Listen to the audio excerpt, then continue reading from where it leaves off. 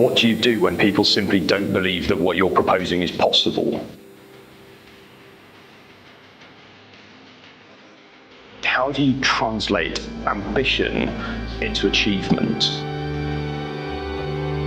Try going out there and trying to tell people with no prior track record of expeditionary success on snow that you want to become the first ever disabled person in history to do something. To put this into proper context, they issue about 400 licenses to climb Everest every year.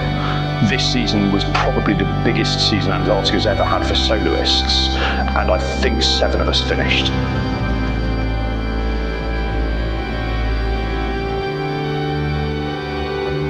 I was the 53rd person in history to solo the South Pole.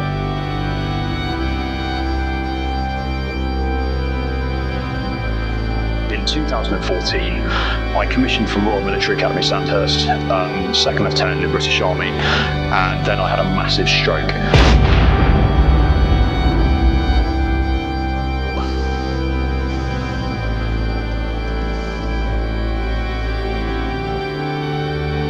It's never going to come at a good time in life, but it came at a particularly bad time in life because I had just sort of found the thing that I was really enjoyed doing, really felt at home doing when I was discharging from the military.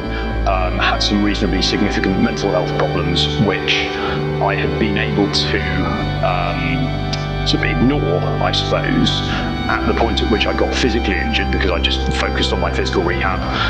To a certain extent, wasn't aware that from a mental health perspective, things were sort of going wrong.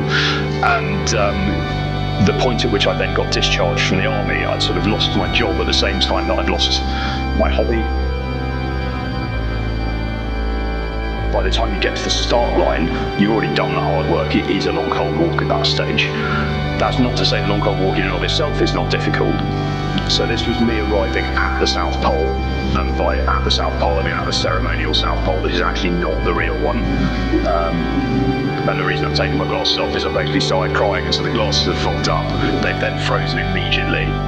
This was complete catharsis though, in terms of that, you know,